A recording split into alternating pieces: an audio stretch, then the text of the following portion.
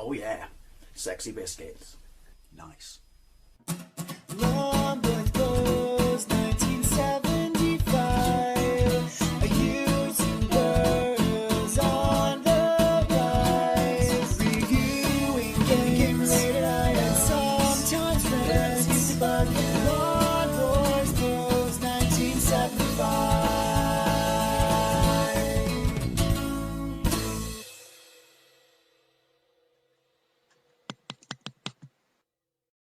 Hey YouTube, Longboys Post 1975. Here's a video I thought I'd be making a little bit more before time, or before now I should say, but obviously because of the delay of the PC Engine Core Graphics, or PC Engine Mini, or TurboGrafx Mini, or whichever one floats your boat, I could not. But obviously if you saw a recent video of mine, you see that I acquired a TurboGrafx Mini, and so now I have the full set of the mainstream minis made by the mainstream console companies, I guess you could say. It's no mystery to anyone who watches my channel that I absolutely love minis. I absolutely love knockoff minis. I mean, the aftermath of the success of the original NES Mini, there was a slew of those, and I've done many videos on those. But I don't know. It's not just that it's a great idea, like, for people who don't want to go the pirate route and stuff like that, because, pretty much all of these can be hacked. I'm not going to talk about, the hacking or hack side of the benefits of that, or what, one can do over the other, because it's not about that. It's about talking about these mini consoles in factory default, I guess. But, yeah, I love minis. I think they're absolutely fantastic. And so yeah, like I said, I have the full set, and so I wanted to do a top, well, it's not 10, how many are there? 6. I guess you could argue there's 7 if you count the Neo Geo Gold, but I don't. Yeah, so I guess top 7, and rank them in order of my least favourite to my absolute #1 favourite. Now, bear in mind, when I say least favourite, that does not mean that I don't like it, and I guess you could work in, the side that I'm not going to talk about, the hack side of it, into that. You've probably worked out which one that is already. But yeah, so since I've got, a NES, a SNES, a Mega Drive, a TurboGrafx-16, the full set, because obviously there's a core graphics and a PC Engine, but they're essentially the same machine bar 2 games, so that doesn't count. A Neo Geo Mini, and I have to remind myself, because it's that all for a Mini, the PlayStation Classic. So, like I said, I think they're a brilliant thing for people who want to relive their sort of nostalgic memories of childhood and stuff like that, or give them as a gift to someone else who's much younger, to not have to worry about setting up old consoles and things like that, or portable things like that. Just give them a simple plug and play HD option. I think they're absolute genius. So let's start with my least favourites. Yeah. Do you know why? I think you do. Because this is a textbook exercise in cash grab and absolute sheer laziness. They looked at the success of the NES and the SNES minis, and they thought, I want a bit of that action. I want a bit of that action. Now, obviously, I'm a massive nostalgia for the PlayStation. I imported a Japanese one, way back in the day. So I pre-ordered this from day one, and then it started coming out, just how little effort being made into it. It's an off-the-shelf emulator, which I can forgive. I mean, the unit itself looks absolutely fantastic. And as with all of these machines, the pads, apart from the Neo Geo pad, but we'll get to that, are absolutely spot on and fantastic. But yeah, the aesthetics of this thing are absolutely fantastic, to the point where the pad actually has wider bits of the USB, so you plug it in and it makes it look like original PlayStation 1 pads plugged in. But the actual experience, there's no music, there's no settings, such as, you've got save states, but it's just like a Rolodex of selecting a game. Just a Rolodex of selecting games. There are good games on there, but a lot of them are a bit meh. I mean, licensing may affect that, but it's just a Rolodex. You can't even set scan lines, which is stupid, because the actual, emulator that is running on this, I forget which one it is, will let you set scan lines. So it was just £100, and they made bugger all effort whatsoever. It was an insult to those who bought it, the insult to the people who grew up with the PlayStation and massive fans of it. You're Sony. Normally everything you touch turns to gold, with a few exceptions, not just including this. And yeah, you just banged out an absolute turkey. Worth having now, because now that it's hacked, it's absolutely fantastic, and you can pick them up for like £25 on Amazon. But and the games as well. There were some good ones on it, Final Fantasy, Metal Gear, stuff like that. But there were a lot of stinkers that could be licensing. But you had a mixture of NTSC ROMs and PAL ROMs, which apparently was because you needed to have every language available so you could sell it across Europe and stuff like that, I guess. So that's why you went with the power ROMs, and not every NTSC game had all languages on it. But you put on a 50 on it. It's, what is it, 2019 when this came out? 2018, sorry. You put on games that run at 50 hertz. It's modern TVs and stuff like that. We got shafted with this in the UK, not me because I imported consoles, but the fact that in 2018 you expected people to play 50 hertz games on this is just shocking. I like mine because it's hacked. You can pick them up dirt cheap. Recommend them, shouldn't be for hacking, but as an actual experience of a mini console itself, it's absolute pants. Lazy and cash grabby. Now, the next one is the console that obviously started this whole, would I say fad? I don't know. Craze, phase, viable market device. That would be the Mini NES. That was originally released because the Wii U was on its way out and Nintendo didn't have a new console or anything, sorry, I should say, until the launch of the Switch. So they banged this out with, what was it, 40 classic games? I mean, the thing looks absolutely fantastic. Got its own controller, same controller port as the the Wii. But yeah, it looks absolutely fantastic. And so all of these run in 720. I mean, you know that. And yeah, it went batshit crazy. Scalpers were getting them. People couldn't get their hands on them for love or money. They were paying massive prices on eBay and stuff like that. But it's the benchmark. It created this genre. The menu in this is Nintendo at their best. It's a letter of love to the fan. It shows you people who cared very much about this product. I mean, I don't even need to go out the games. Obviously, Super Mario Bros. 3 and stuff like that. It's just the games on here are absolutely fantastic. Why so low down? Then you're saying we'll get to that. It's amazing. Like I said, the menus, scan lines, screen sizes, save states. Just such a nice place to be. It set a standard that was very, very, very hard, and the fact that it was followed up by this, pap, is just even more of an insult to us from Sony. So yeah, this is a wonderful, wonderful thing. Two problems: you only get one pad with it. Other problem: the lead is not. Even by short lead standards, it's short, and then they had the nerve to sell you an extension cord. That was a bit of a slap in the face. And none of these, they're all down there, that's why I'm going like this. None of these came with power bricks, which itself is also a massive fail. But yeah, this is brilliant. This set the benchmark, created this genre of mini consoles. Like I said, it's such a nice place to be. Small list of games at the top, bigger list down below, save states, everything like that. Everything you could want, it's just fantastic.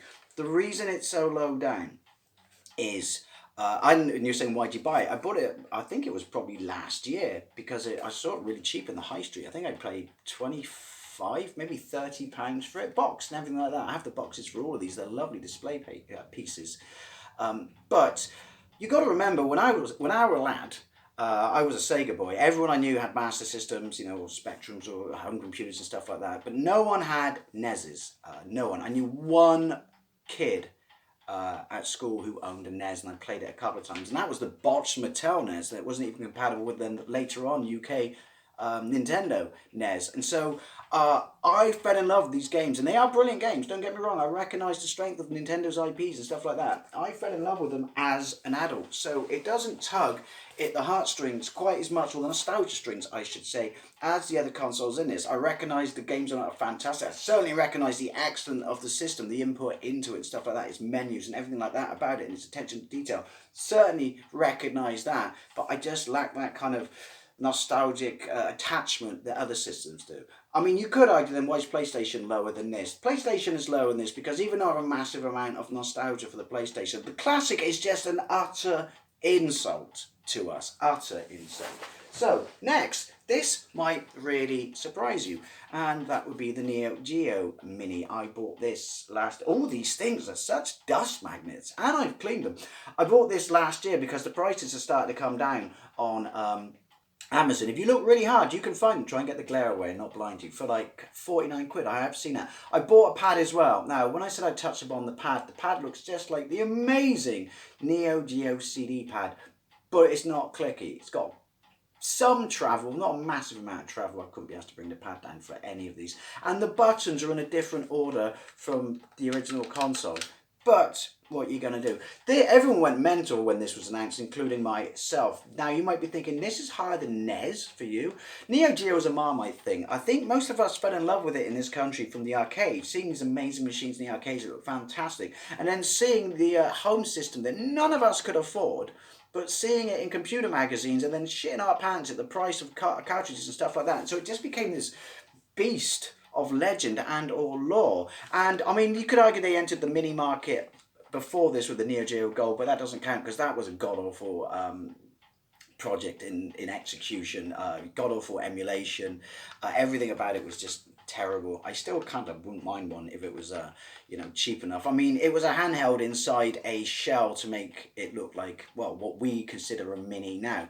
But and a lot of people thought this was cool, that they were going this route, that it was like a mini arcade cabinet. And this itself has influenced a massive amount of Chinese knockoff tap that I've got a lot of. Show you my face again in light, in case you want to see it. And yeah, so there's no doubt that this had its place there. I do have all the stickers. I don't stick them on. I don't stick stickers on. So what is this? 40 games, 40 years, maybe more, maybe a few more than that. The joystick itself on the unit, I mean, you buy it as a unit, as a display piece or a curiosity piece, I would say. You don't buy it to really properly play it on the unit, although you can play it with a pad, except 2, plugged into the unit, and you can even play 2-player, but it's not battery or anything like that, so it's not portable. This is a curiosity piece, and I openly admit, I like it and do play it like this for try and get rid of the glare again, shits and giggles, but I mean, it's not a mini, as I said, they touched upon that failed with them, didn't it? It's Neo Geo Gold, so maybe they just went this route and went for the kind of niche thing. But it is a mini, as in it's got all their classics on there. But when I say Marmite, it basically comes down to the fact, do you like 2 types of games? Do you like a plethora of Metal Slug, which you should, because it's a fantastic run and gun game with the amazing Neo Geo art style. That's the other thing, is the Neo Geo art style games, art style for all games, But also, you're just going to have a shit ton of fighters. And again, because I couldn't afford or play any of these outside of the arcades as a kid, apart from poor ports on the Mega Drive or the SNES, this is why I had to have it. And again, I have general nostalgia and attachment to Neo Geo. So you've got, Final Fantasy, you've got Samurai Showdowns, you've got other games like Super Spy, which is a fantastic early first-person game. Cross Swords, another first-person game. I've got gameplays of quite a lot of these. And then, you've got your King of Fighters, a large chunk, like I said, are, Metal Slugs. But they all run absolutely perfectly. The emulation on this is sweet. Couple of problems that don't really bother me. They're not as bad as people say, but play around with the options when you export it to your TV through HD, because it's not the best HD signal there is. I mean, it's HD. I wouldn't say it's a little blurred or a little smudge. The only way I can describe it is it doesn't pop. It just doesn't pop. They kind of dropped the ball on that one. But when I see whole videos of people ripping into it and saying it completely ruins the system, and the enjoyment for people, I think they're going a tad far, especially since if you can grab this for 50 quid, you should grab this for 50 quid. So, yeah, combination of the fact that these are all games I do generally enjoy and like and got into in recent years, more so as an adult, through emulation. It was just the fact that they were always so out of reach as home system games in their true form back in the day as a kid, who absolutely at that point was upgrading all the time, went from Master System, Mega Drive, SNES, and then was just like, well, what's the next logical step? And then obviously like, yeah, look at that bad boy, and obviously the magazines covered it loads because it was so graphically more powerful and prominent than all the other systems. So I think it's kind of a when someone tells you can't have anything, or you could never ever get your hands on something, it makes you want it more. So that's why this is in this position, in this top 7 of the mini mini consoles. I'll try not to slip there. So this is one, it's a no-brainer. I got this upon launch. Now, they still make the Mini NES. You can buy it at my place of work. It's still available on the high street. You can't still buy this, and they're starting to go for absolutely insane prices on, Amazon, like new still. I've seen them pushing 200 quid. Is it worth 200 quid? I would probably say not. It does make me think I should probably really look after it, and the pads and everything that comes in the box, instructions and stuff like that. Oh, wait! I'm a retro collector. I do all that stuff.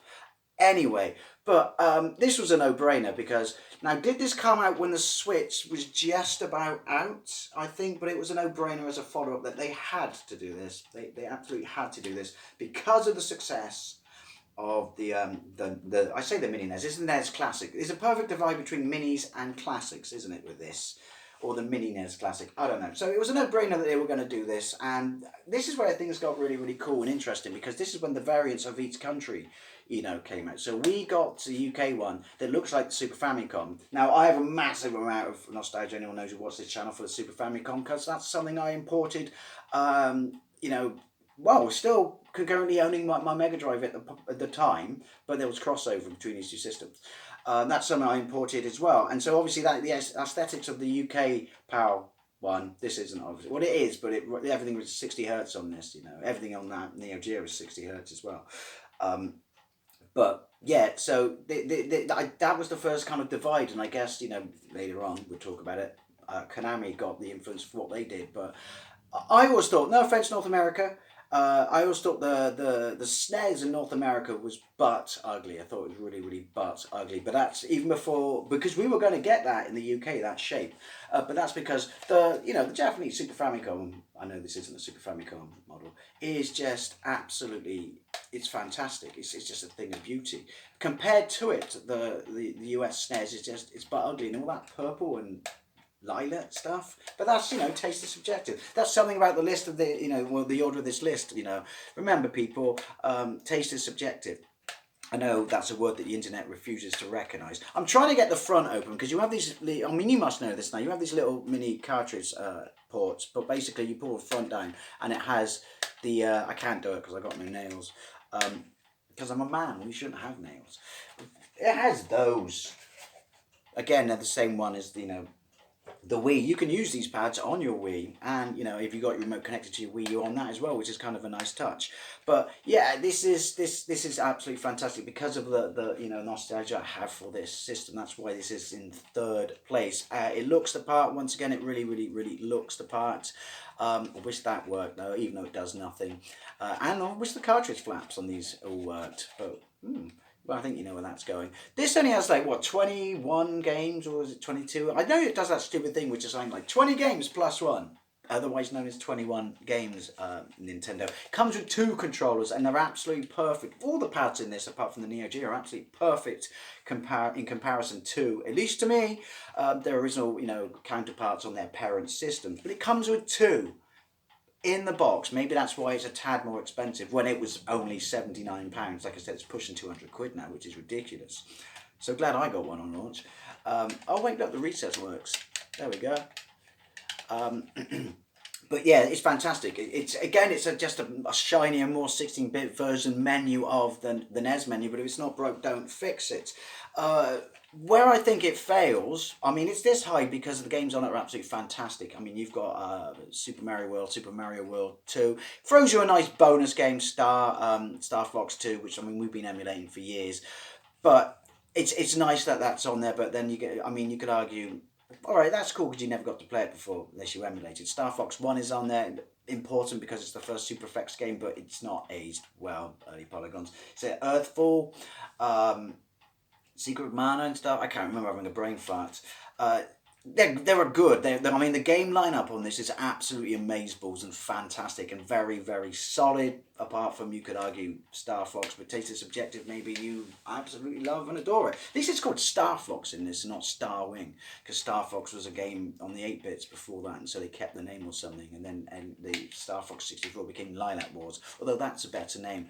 But I'm getting off tangent. It's solid, like I said, it's an amazing little mini device. It looks the part, plays the part. You get longer leads. You get very, very solid lineup of games. But for such a more inflated price, why have we got half the games we had on the previous system? And I know you could argue they might be slightly bigger. These are ROMs from the 80s and 90s. You could technically put, obviously Nintendo One, and this is the reason that they wouldn't fill this machine up with games, even though it's half of that one, is they want to sell them in their eShop, don't they? I get that, but I just think for £79, 20 odd plus whatever games is a bit of a piss take. But other than that, absolute fantastic system, and that's why it's third in this list. Now, this is an interesting one because you will hear me say that this is currently my favourite Mini, and it is. But there is a remember, this is, we're treating all these as factory, standard. So whether or not you can play games on these, hell, you can play PlayStation games on the emulation on the SNES Mini, and it'll play them better technically than it will on the PlayStation Classic. But it's not about that. But number 2 is my TurboGrafx-16 Mini. You hear me say regularly, because I've been in so many videos on this, I absolutely love it. The attention to detail on this is superb. Things like you got 2 patches as well, and it comes with 1 pad. That's a fail. You've got your little cartridge port. If you want to know all about these things, watch my video. It's probably a week, 2 weeks old. I really don't like, I've mentioned that, and it's after 2 weeks of this, it's really getting on my tits. The fact that the power is in there. I mean, it's nice that it's got this for attention to detail, but why didn't you just stick it next to that? Putting it in there is an absolute pain in the ass. And also, remember my original review, I mentioned that it's in proportion to the PC Engine Mini and the Core Graphics Mini. That's why this is so big, because if you put it next to them, they're all relevant in size to each other. But this is huge. But anyway, so why is this number 2, Dave? Why does that make, I mean, it's no bones to say it now. Why does that make the Mega Drive Mini your number 1? Right. First of all, this is the best Mini in, everything I've said about those, SNES and NES Minis being a nice place to be. And this menu is very reminiscent of that. It's done by M2. Small games at the top, bigger games after that. Everything about this just oozes just attention to detail. Your CD spins up on the screen, your cartridges. Like I said, I'm not going to go massive into detail because I've reviewed this a couple of weeks ago. It's just an unbelievable attention to detail and fanboyism, I guess, in a good way. It's just so nice. There are 57 games on here, so it's got more games than the Mega Drive Mini. Why is it number 2? Right, don't get me wrong, the games on here are absolutely fantastic. They could have been better ones or different inclusions, such as why did we get the censored, well, I know why we got the censored Splathouse on it, because they wanted it in the TurboGrafx games list, although they could have put it again as well on the PC Engine games list.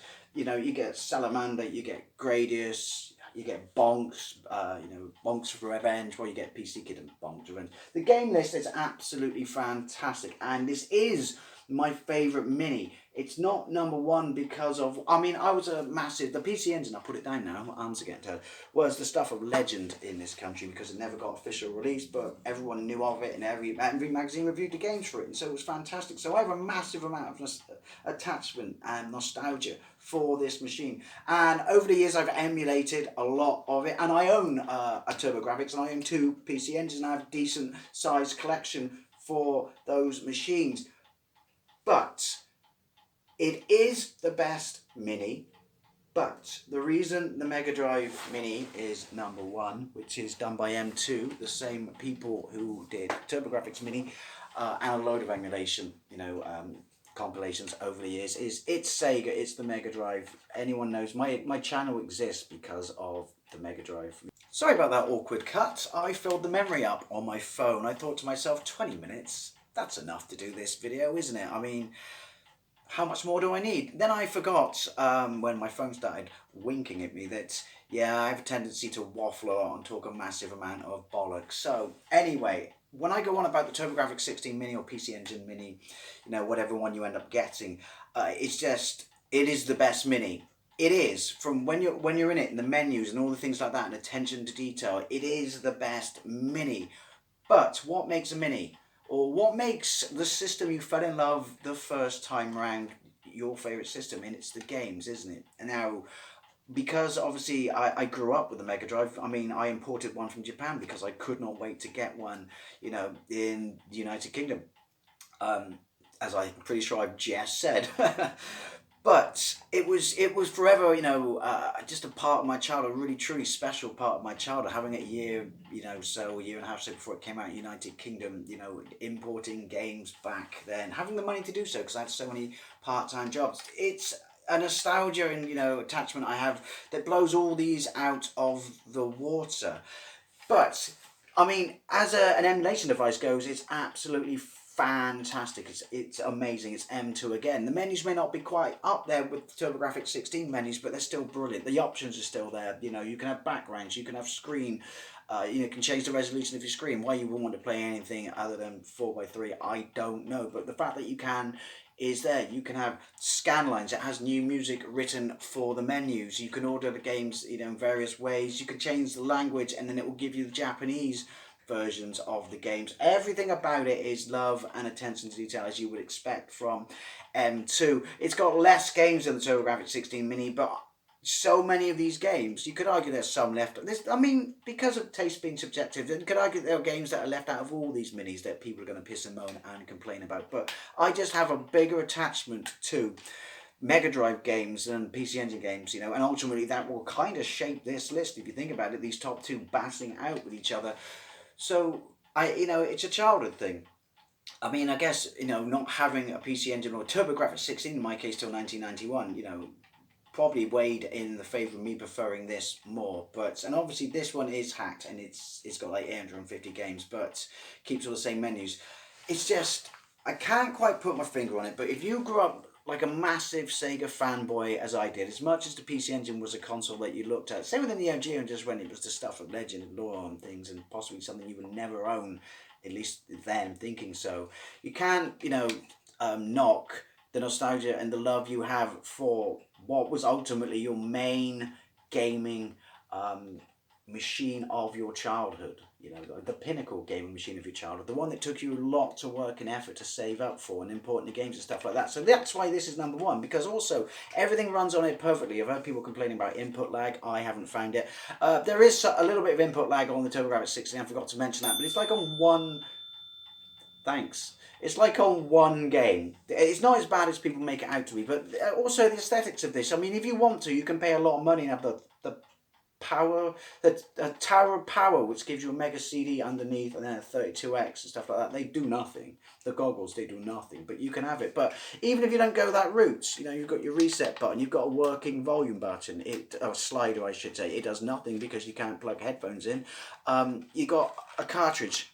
Working cartridge port. This is something over all the other ones and consoles for attention to detail. Maybe not the PC Engine because it's got, the lock when you turn it on, but it's a fantastic mini little machine. It really, really, really is. And the emulation is fantastic, and the sound emulation is absolutely spot on. Something that many, many, many emulators cough at games, or people who've had the license, I should say, cough at games again. Sorry, chesty cough.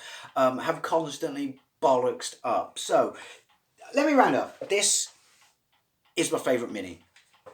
This is my favourite mini to play because of what's on it and the memories and the attachment I have to these games on it. And people might say that's a bit of an odd way to do this top 7. I was going to say top 10, top 7. But isn't the point of all these minis essentially selling them on nostalgia?